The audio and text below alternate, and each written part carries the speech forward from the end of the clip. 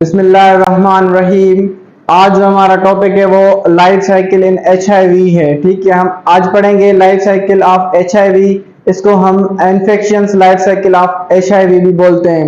ये क्योंकि यहाँ पे HIV जो है अपना जो रिप्लिकेशन स्टार्ट करेगा वो किसी होस्ट में करेगा और उस होस्ट को जो है नुकसान पहुंचा के फिर अपनी कॉपीज जो है वो क्रिएट करवाएगा, यानी सेंसिटाइज कराएगा। खुद को इंक्रीज करने के लिए वो किसी और को नुकसान देगा, इसलिए इसको infections life cycle of HIV भी कहा जाता है।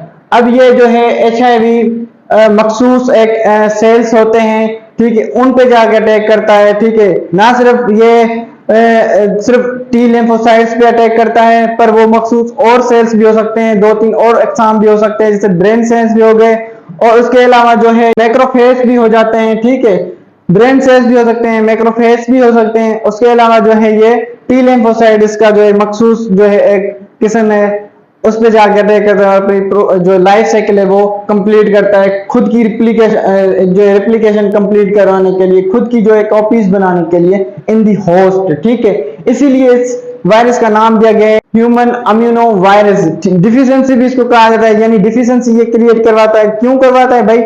जब किसी होस्ट में जाएगा, वहां से कॉपीज बनाएगा और उसकी जाके सेल मेम्ब्रेन या साइटोप्लाज्म या प्रोटीन्स या उसके और ऑर्गेनल्स को नुकसान पहुंचाएगा, तो जरूरी होगा कि ये डिफिशियंसी क्रिएट करवाएगा वहां जाके, और वो सेल्स डैमेज होंगे। ठीक है, जब डिफिशियंसी क्रिएट होती है तो जाहिर सी बात है वो सेल्स डैमेज होंगे। तो पहले आ जाते हैं हम इसकी जो है वो थोड़ा सा इंट्रोडक्शन कर देते हैं। ठीक है, उसके बाद जो इसके स्टेप्स भी पढ़ेंगे और पूरे स्ट्रक्चर के साथ इसका जो है डिटेल जो है वो भी पढ़ेंगे हम। तो पहले आ जाएं तो HIV प्राइमरी होस्ट होता है। ठीक है, किस चीज का? हेल्पर टी लिम्फोसाइट्स का। अब ये हेल्पर टी लिम्फोसाइट्स क्यों इसके जो है वो शिकार होते हैं? क्योंकि इसके पास कुछ रिसेप्टर्स मौजूद होते हैं। वो आप रिसेप्टर जो है CD4 रिसेप्टर्स होते हैं। ठीक है, मेन जो है प्राइमरी इसी वजह से होता है। हाँ, ये CD4 रिसेप्टर्स और काम में जो है वो यूज होते हैं वायरस के, ये टी लिम्फोसाइट्स के पास जो होते हैं ये किसी और काम में भी यूज होते हैं। ये जो है टी लिम्फोसाइट्स जो है सेल्स वो इस काम के लिए नहीं रिसेप्टर्स पैदा करवाते हैं और इनके ऊपर लगे हुए हैं कि आए वायरस आए और हमें डैमेज करके चला जाए। फिर तो ये तो कोई फायदा ही नहीं हुआ कि अपने सेल खुद ही मतलब कुछ कोई चीज ऐसी क्रिएट करवा रहे हैं, रिसेप्टर्स क्रिएट करवा रहे हैं और बोल रहे हैं वायरस को कि आए हमारे ऊपर अटैक करें और जो है अपना काम परफॉर्म करें, हमें डैमेज करके चले जाए। नहीं, ऐसा नहीं है। ये अपनी कम्युनिकेशन, रिकॉग्नाइजेशन, इस वजह से सेल्स जो है बॉडी में अपने काम परफॉर्म करते हैं, इसी वजह से ये CD4 रिसेप्टर्स के ऊपर मौजूद है। पर वायरस क्या करता है? इस वायरस को पता चल जाएगा इससे मैं चिपक के यानी अटैच होके जो है मैं इस सेल में जा सकती हूँ, तो ये वायरस इसी वजह से इसको यूज करती है। ये हो गई डिटेल। ठीक है, उसके बाद एडिशनल होस्ट भी इसके हो सकते हैं। ठीक है, एडिशनल होस्ट HIV के कौन से हो सकते हैं? मैक्रोफेज हो सकते हैं। ठीक है, यानी अदर किस्म जो इसके टी लिम्फोसाइट्स के जो और अक़साम होते हैं, WBC के जो और किस्म होते हैं, उन पे भी अटैक कर सकता है और ब्रेन सेल्स पे भी अटैक कर सकता है 50 to 60%। ठीक है, अब ब्रेन सेल्स पे जब अटैक करेगा तो जाहिर सी बात है CNS यानी सेंट्रल नर्वस सिस्टम डैमेज होगा, यहाँ पे भी डिफिशियंसी शो होगी, पर यहाँ ब्रेन की डिफिशियंसी शो होगी, इम्यून सिस्टम की नहीं, यहाँ पे ब्रेन डैमेज होगा। तो ये रही बात इसकी। तो आगे चलते हैं। अगर हम जो है वो वायरस के स्ट्रक्चर की बात करें तो इसकी पूरी एक डिटेल है स्ट्रक्चर की, वो हम प्रीवियस जो है लेक्चर में पढ़ के आए हैं। ठीक है, बाकी इसका जो है शॉर्ट एक स्ट्रक्चर बनाया हुआ है हमने, उस पर डिटेल कर देते हैं कि मतलब जो है वायरस के पास, HIV के पास 2 RNA मौजूद होते हैं जो कि कैप्सिड में मौजूद होते हैं। ठीक है, इसके पास कोर होता है। ठीक है, पूरा कोर मौजूद होता है जिसमें एनवेलप और कैप्सिड मौजूद होता है। ठीक है, तो 2 RNA मौजूद होती हैं। RNA कौन सी होती हैं? सिंगल स्ट्रैंडर्स RNA होती हैं। ठीक है, इसको सिंगल स्ट्रैंडर्स कंसीडर किया जाएगा। उसके अलावा आ जाए तो एनवेलप के बीच में मैट्रिक्स मौजूद होती है जिसमें ग्रेन्यूल्स वगैरह मौजूद होते हैं। उसके बाद आ जाए तो स्पाइक्स मौजूद होते हैं। ठीक है, जो जो प्रोटीन्स को लेके घूमते हैं, ठीक है, एक प्रॉपर स्ट्रक्चर भी देते हैं वायरस को। उसके अलावा स्पाइक्स के पास एक किस्म की जो है वो प्रोटीन्स मौजूद होते हैं जिसको GP41 जो है वो प्रोटीन कहा जाता है। उसके बाद उसके टिप पे जो मौजूद होती है वो ग्लाइकोप्रोटीन्स मौजूद होती हैं जो कि पूरे तरीके से इस काबिल होती हैं कि वो जाके रिसेप्टर से अटैच हों, और ये इसी वजह से अटैच होती हैं कि इनका और रिसेप्टर्स का जो है स्ट्रक्चर मिलता जुलता है। ठीक है, मैंने तो ऐसे बना दिया है सर्किल नुमा, पर इसका स्ट्रक्चर जो है वो गौर से और माइक्रोस्कोप पे देखा जाए तो इस तरीके से होता है जो कि रिसेप्टर से आके अटैच हो जाता है। ठीक है, वो ग्लाइकोप्रोटीन कौन सी मौजूद होती है यहाँ पे, वो 120 मौजूद है। यहाँ पे एमडीके में बहुत सारे एमसीक्यूज आते हैं कि रिसेप्टर्स पे सॉरी जो स्पाइक्स पे मौजूद होती है प्रोटीन वो कौन सी होती है, वो 41 होती है, और जो टिप यानी जो है वो रिसेप्टर से जो अटैच होती हैं आके प्रोटीन्स वो कौन सी होती हैं, अब वो जो होती हैं वो 120 होती हैं। अक्सर बच्चे कंफ्यूज हो जाते हैं कि हमने कौन सी करनी है, 41 करनी है कि 120 करनी है, और मोस्टली ये एमसीक्यू भी आया हुआ है कि स्पाइक के साथ कौन सी प्रोटीन्स जो अटैच होती हैं सॉरी जो उसके साथ लगी हुई होती हैं, तो वो 41 होती है और बच्चे 120 करके आते हैं। इसमें थोड़ा मतलब ध्यान देना होगा हमें। उसके बाद आ जाए तो इसके पास एंजाइम्स भी मौजूद होते हैं। मैंने एंजाइम दो दिए हुए हैं यहाँ पे, पर यहाँ पे दो एंजाइम्स नहीं होते, यहाँ पे 3 किस्म के एंजाइम्स होते हैं इसमें HIV में मौजूद होते हैं। वो रिवर्स ट्रांसक्रिप्टेज एंजाइम की बात की जाए, चाहे एंटीग्रेज की बात की जाए, चाहे प्रोटीएज की बात की जाए, ये तीनों के काम भी हम पढ़ेंगे जाके, तीनों के काम होते हैं प्रॉपर। ठीक है, पर मेन जो काम होता है वो रिवर्स ट्रांसक्रिप्टेज एंजाइम का होता है, जिसके बुनियाद पे हमने मोस्टली स्टूडेंट्स जो सॉरी टीचर्स जो पढ़ाते हैं वो रिवर्स ट्रांसक्रिप्टेज एंजाइम पढ़ा के बस वो यहीं पे मुकम्मल कर देते हैं, और इंटीग्रेज और प्रोटीएज के बारे में इतनी डिटेल नहीं मारते। हम डिटेल से पढ़ेंगे दोनों को।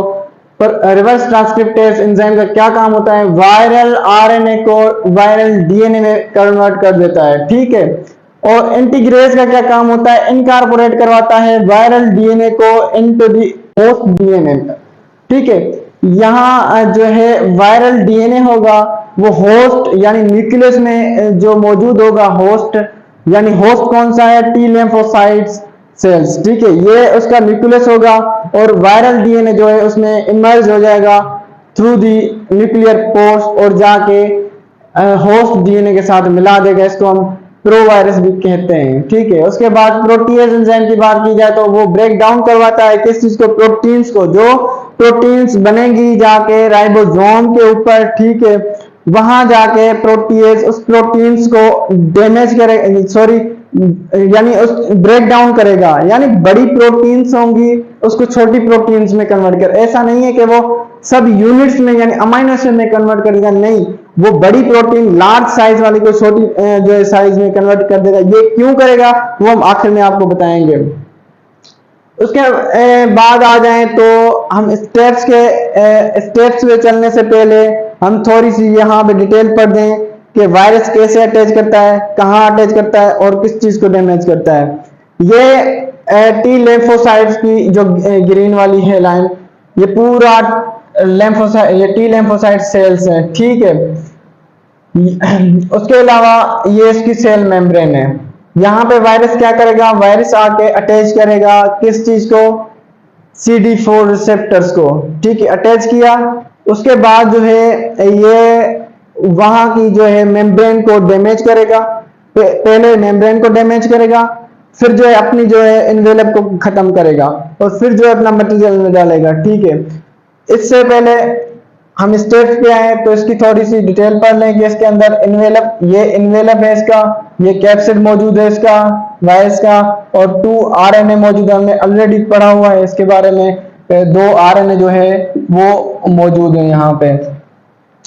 उसके अलावा आ जाए हम तो एंजाइम्स मौजूद हैं, 3 अकसाम के एंजाइम है वो भी हमने पढ़े, स्पाइकर्स भी मौजूद होते हैं इसके पास। ठीक है, और GB120, और जो है यहाँ पे हमने पढ़ा हुआ था कि GB141 प्रोटीन्स भी मौजूद होती हैं। ठीक है, हम आ जाते हैं अब इसके स्टेप्स पे। तो फर्स्ट स्टेप जो है वो अटैचमेंट है, या इसको एड्सॉर्प्शन भी कहा जाता है। पर अटैचमेंट में क्या होता है, जो टी लिम्फोसाइट्स के सेल मेम्ब्रेन पे जो रिसेप्टर्स मौजूद होते हैं, ठीक है, CD4 रिसेप्टर्स सेल्स होते हैं, ठीक है, उसके पास रिसेप्टर्स होते हैं, वो क्या करवाते हैं, अब वहां पे आरएनए आके अटैच हो गई। हमने यहाँ आपको बताया कि वो आरएनए जो एचआईवी जो है वो आके अटैच हो जाती है। ठीक है, उसके बाद एंट्री होती है आरएनए की, सॉरी, इसकी एंट्री होगी पूरी, मतलब वायरस की जो है वो टी लिम्फोसाइट सेल्स में एंट्री होगी।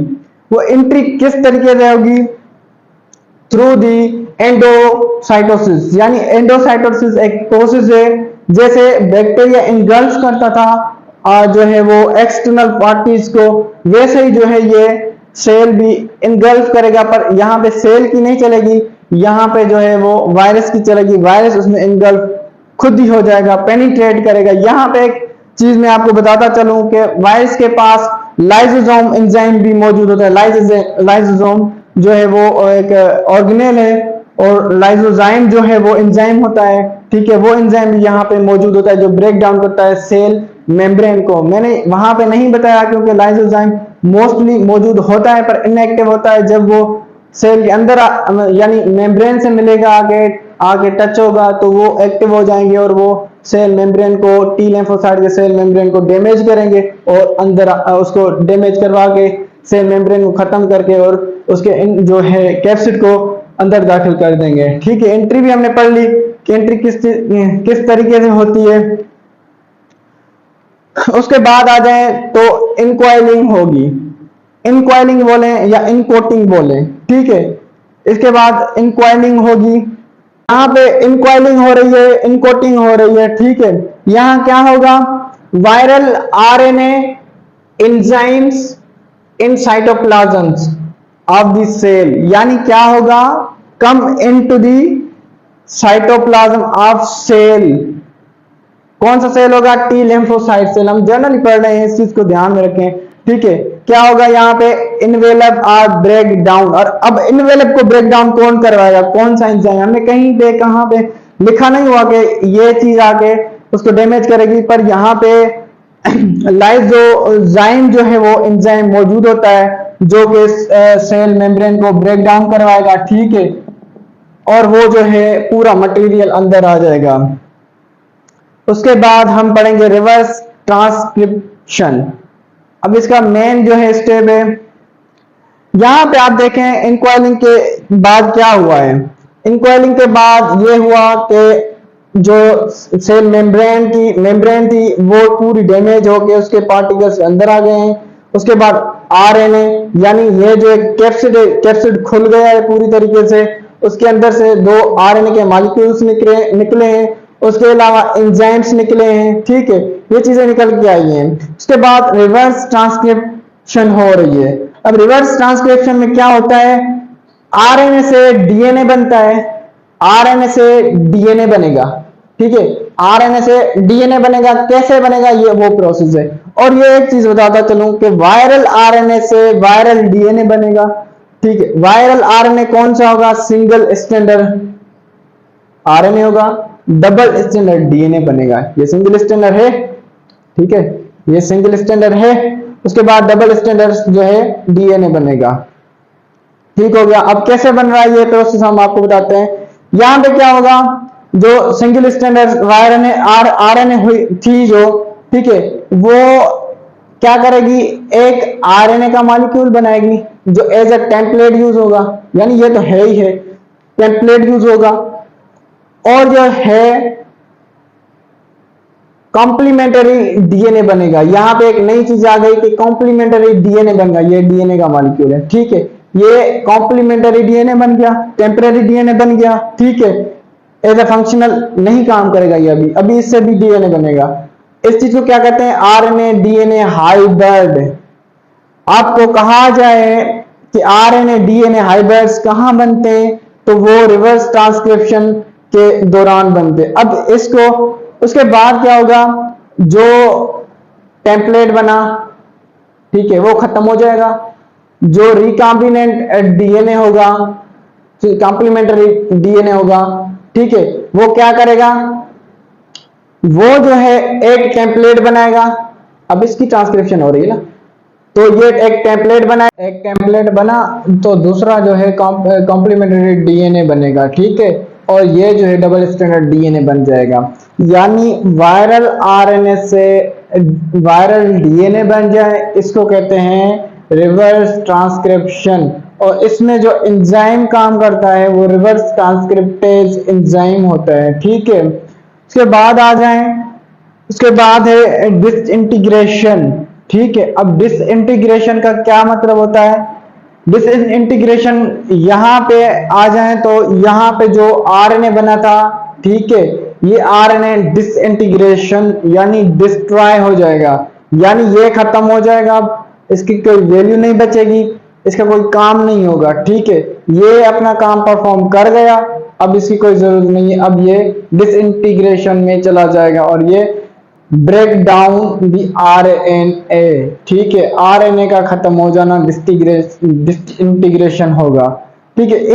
अब इसको भी एक एंजाइम परफॉर्म करता है, ठीक है, वो राइबोन्यूक्लियेज एंजाइम होता है। अब हमने 3 एंजाइम पहले पढ़े, उसके बाद लाइसोजाइम एंजाइम पढ़ा कि वो ब्रेक डाउन करवाता है सेल मेम्ब्रेन, ठीक है, ऑफ दी होस्ट सेल जो है। उसके बाद हमने ये चौथा जो एंजाइम पढ़ा है राइबोन्यूक्लियेज, जो कि जो है वो आरएनए को डिस्ट्रॉय करवाता है, ठीक है। तो मुख्तलिफ एंजाइम्स भी आप याद कर लें, और एमसीक्यूज आते भी यहीं से हैं, कुछ एंजाइम्स दी जाते हैं। मोस्टली ये जो है एमसीक्यूज रिपीट होता रहता है कि वायरल आरएनए से वायरल डीएनए बन जाए तो कौन सा एंजाइम यूज होता है, तो रिवर्स ट्रांसक्रिप्टेज एंजाइम जो है वो वहां पे काम करता है। तो ये मोस्टली एमसीक्यूज आता है। बाकी एंटीग्रेज का भी एमसीक्यूज आ सकता है। प्रोटीज एक इजीली है, प्रोटीज हम पढ़ते भी हैं डाइजेस्टिव वाले चैप्टर में, तो इसकी कोई इतनी वैल्यू भी नहीं है। उसके बाद आ जाए तो इंटीग्रेशन। अब इंटीग्रेशन क्या होगा, incorporation of viral DNA into host DNA, ये समझने वाली बात है, ठीक है। स्ट्रक्चर पे आ जाए तो यहाँ पे जो डीएनए बना हमारा वायरल डीएनए, ठीक है, वो साइटोप्लाज्म में बना। ये भी एमसीक्यूज बन गया कि वायरल डीएनए कहाँ बनता है, और रिप्लिकेशन जो जो रिवर्स ट्रांसक्रिप्शन होती है वो कहाँ पे होती है, साइटोप्लाज्म में होती है। ये साइटोप्लाज्म है।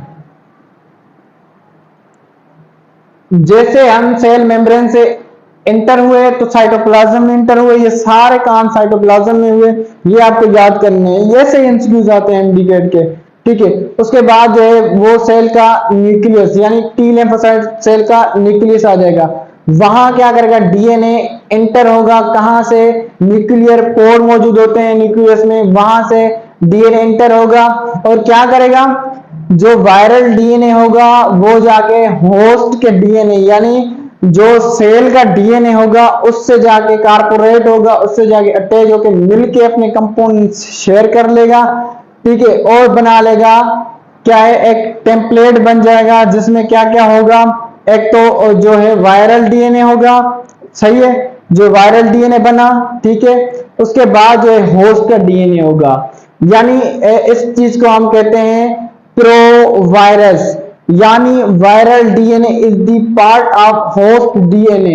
ये एमसीक्यूज हो गया। प्रोवायरस किस चीज को कहते हैं, वेन डीएनए का incorporate with the host DNA is called the provirus, ठीक है, प्रोवायरस इस चीज को कहते हैं। उसके बाद आ जाएं तो ये जो है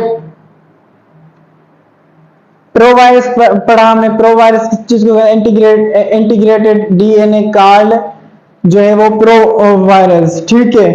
ये प्रोवायरस जो है एक कंपैरिजन हो रहा है किस चीज से, लाइक प्रोफेज इन बैक्टीरिया, जैसे बैक्टीरिया का प्रोफेज वाला फेज हमने पढ़ा है, ठीक है, प्रीवियसली, तो उस फेज से ये कंपेराइज हो रहा है। पूरे इस जो है टॉपिक से एक एमसीक्यूज आ जाए कि वो कौन सा स्टेट है जो कि बैक्टीरिया के प्रोफेज से रिजेंबल कर रहा है, लाइक वाइज है, रिलेटेड है, तो ये प्रो वायरस है, ये एमसीक्यूज बन गया यहाँ पे। ऐसे एमडीकेड में एमसीक्यूज आते हैं, ऐसे जो है वो कॉन्सेप्ट क्लियर हो जाते हैं हमारे, फिर एमसीक्यूज हम वो कर सकते हैं, इजीली कर सकते हैं। अब हमने पूरी डिटेल पढ़ी हुई है, यहाँ पे हम ये चीज नहीं लिखते और एमसीक्यूज आ जाता तो यहाँ पे मसला हो सकता था, ठीक है बच्चों के लिए, भाई वो कौन सा ऐसा फेज है जो रिजेंबल कर रहा है। उसके बाद आ जाए तो ट्रांसक्रिप्शन होगी, ट्रांसक्रिप्शन ऑफ आरएनए। अब ट्रांसक्रिप्शन आरएनए कैसे होगी, दो तरीकों में वो सेपरेट हो जाएगी, ठीक है। एक तो जीनोम आरएनए बनेगा जाके, और एक मैसेंजर आरएनए बनेगा। आओ हम देखते हैं कि जीनोम आरएनए कैसे बनेगा और मैसेंजर आरएनए कैसे बनेगा, ठीक है। अब जो ये एक टेम्पलेट होगा उससे ये जो है वो मैसेंजर आरएनए बनाएगा। अब याद रखें जब ये मैसेंजर आरएनए बनेगा तो इसमें वायरल डीएनए भी मौजूद होगा, ठीक है, ये चीज याद रखनी है। उसके बाद जो वायरल जीनोम बनेगा, एक वायरल जीनोम एक एमआरएनए, ठीक है। अब जब वायरल जीनोम बनेगा वो हो जाएगा वायरस के पास, और जो एमआरएनए बनेगा मैसेंजर आरएनए बनेगा उसकी होगी ट्रांसलेशन। अब ट्रांसलेशन किस चीज को हम कहते हैं, जो है डोगमा सेंटर का ये सेकंड पार्ट है, पहले होता है ट्रांसक्रिप्शन, ठीक है, उसके बाद होता है ट्रांसलेशन। ट्रांसलेशन में क्या होता है, ट्रांसलेशन में राइबोसोम्स के पास जाती हैं एमआरएनए, वहां पे जाके प्रोटीन सिंथेसाइज करवाती हैं। अब इस प्रोसेस को कहते हैं बायोसिंथेसिस, ठीक है। बायोसिंथेसिस क्यों कह रहे हैं, क्योंकि प्रोटीन्स बन रही हैं, ठीक है, ऑर्गेनिक मॉलिक्यूल बन रहा है यहाँ पे हमारा। तो यहाँ पे प्रोटीन्स बनी जाके, और यहाँ आ जाए फेस नंबर जो है, जो है स्टेप नंबर है 10, मैच्योरेशन होगी। अब कैसे मैच्योरेशन होगी, जो हमने कहा कि जीनोम जो है वो जीनोम बन रहा था, ये जीनोम बना है यहाँ पे, ठीक है, जीनोमिक आरएनए, यहाँ पे भी आरएनए बना है, यहाँ पे भी आरएनए, ये याद रखनी है चीज। यहाँ पे जो आरएनए बनते जाएंगे, ये याद रखें कि एक आरएनए नहीं बनेगा यहाँ पे मेनी मिलियन ट्रिलियंस आरएनए बनेंगे, जितने एबिलिटी होगी उसमें वायरस में वो अपनी कॉपीज बनाती जाएंगी, ठीक है। तो यहाँ पे जो आरएनए होगा वो एज जो है वो जीनोमिक आरएनए यूज होगा, वो जीनोम बनाएगा, अपना कैप्सिड बना के जो है वो आरएनए में दाखिल हो जाएगा। यानी हमने ये चीज तो पढ़ी है, यहाँ पे डिस्ट्रैक्शन हुई है, अब यहाँ पे इंटीग्रेशन भी तो होगी ना, यहाँ पे यानी मैच्योरेशन भी तो होगी ना।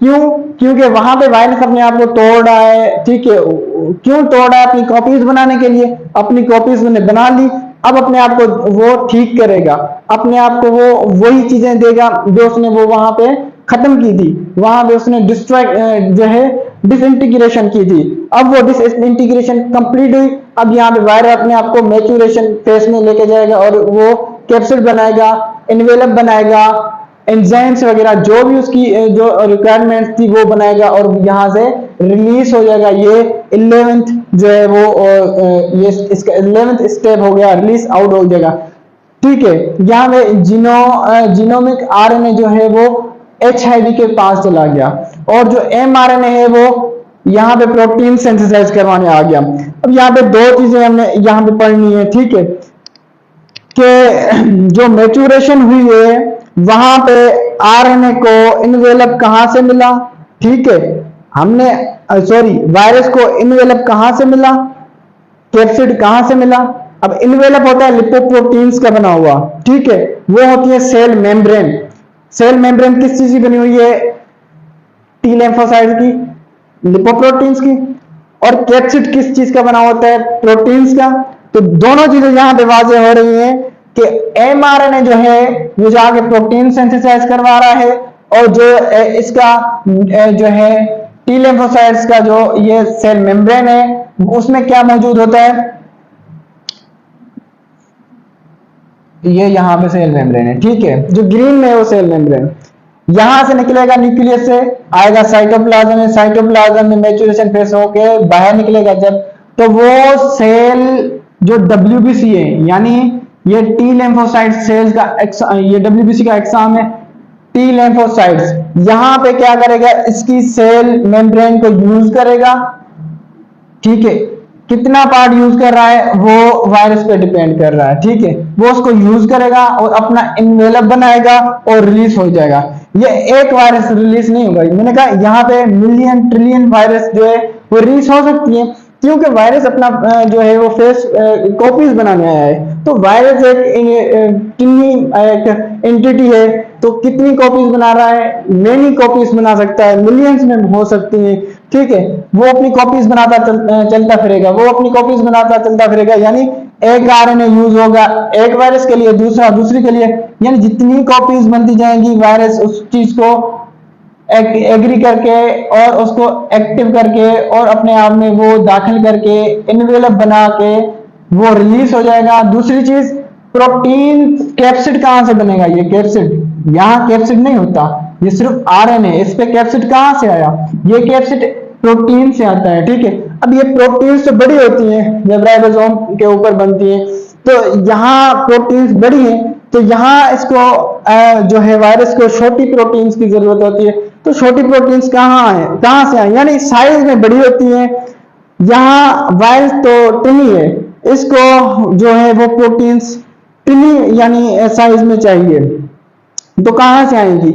हमने पहले प्रोटीएज एंजाइम पढ़ा जो कि एचआईवी में मौजूद है, यहाँ वो काम करेगा, क्या करेगा, break down of the proteins in small size या यूनिट्स भी कह सकते हैं। मैंने यूनिट्स लिखे थे पर मैं वादे करूं कि ये साइज में छोटी करेगा, यूनिट्स में नहीं, ठीक है। यूनिट्स में कहा कहेंगे तो वो अमीनो एसिड्स में चेंज हो जाएंगे, बट यहाँ अमीनो एसिड में चेंज नहीं करता, यहाँ जो है वो स्मॉल जो है वो साइज में चेंज करता है। यहाँ पे जो प्रोटीन्स बनी, ठीक है, उसको प्रोटीएज ने छोटा किया, वो प्रोटीएज की प्रोटीन्स सॉरी वो यहाँ की प्रोटीन्स छोटी बन गई थ्रू द प्रोटीएज एंजाइम और जाके कैप्सिड बना। वायरस ने वो कैप्सिड लिया एचआईवी वायरस ने, और यहाँ से जो है जीनोमिक आरएनए लिया और पूरा अपना वायरस बना के चलता फिरा, ठीक है। अब यहाँ पे वायरस फिर से बन गया। अब यहाँ का मकसद क्या निकल रहा है कि भाई यहाँ वायरस ने अटैक किया, यहाँ अपना प्रोसेस किया, यहाँ से जा रहा है, अच्छा यहाँ फिर हम इसको डिफिशिएंसी वायरस क्यों कहते हैं, अम्यूनो डिफिशिएंसी वायरस क्यों कहते हैं, हम इसको क्यों कहते हैं कि ये डेंजरस है इंसान के लिए, ये टी लिम्फोसाइट्स के लिए डेंजरस है, क्यों डेंजरस है। यहाँ तो उसने अपना काम कर दिया, यहाँ तो कोई इफेक्ट ही नहीं हुआ, भाई इफेक्ट हुआ है और होगा भी, कैसे होगा। अब यहाँ पे सेल मेम्ब्रेन का इनवेलप टूटा, सॉरी सेल मेम्ब्रेन टूटी, छोटे छोटे कंपोनेंट्स सेल मेम्ब्रेन के टूटे, ठीक है, वो गेन किए किसने, एचआईवी वायरस ने। अब जब एचआईवी वायरस ने वो गेन किए तो जाहिर सी बात है इसकी सेल मेम्ब्रेन में कमी आएगी, साइज में भी छोटी होगी, और यहाँ पे प्रोटीन्स बने, जो प्रोटीन्स बने वो यूज कौन कर रहा है, वायरस कर रहा है, सेल नहीं कर पा रहा। तो यहाँ पे दो चीजों का नुकसान हो गया कि वायरस प्रोटीन्स भी यूज कर रही है और जो है यहाँ पे उसकी सेल मेम्ब्रेन भी यूज कर रही है, और उसके बाद जो है वो controller of the brain controller जो होता है न्यूक्लियस, उस पर भी अटैक करके उसकी भी मेमोरी चेंज करके वहां पे अपनी वायरस अपनी प्रोटीन्स और अपनी जो है आरएनए बना रहा है, कौन, वायरस। ये तो यहाँ पे क्लियर हुआ कि ये साइज में छोटा हो जाएगा जब इनवेलप बनेगा यहाँ से सेल मेम्ब्रेन से, यहाँ पे प्रोटीन्स यूज होंगी इसकी सेल की, तो ये इस पे जाहिर सी बात है असर होगा, इसकी साइज छोटी हो जाएगी, और जब साइज सेल की छोटी होती है आप लोगों को पता है वो डिफिशिएंसी में चला जाता है और वो काम नहीं करता, पूरा फंक्शनल नहीं होता, तो और यहाँ पे इसकी डिफिशिएंसी होगी और इम्यून सिस्टम पे बहुत बड़ा इफेक्ट पड़ेगा, और इम्यून सिस्टम जो है वो खसारे में चला जाएगा, और जो है इंसान वो एक डिजीज से गुजरेगा जिसको इम्यूनो डिफिशिएंसी डिजीज कहा जाता है।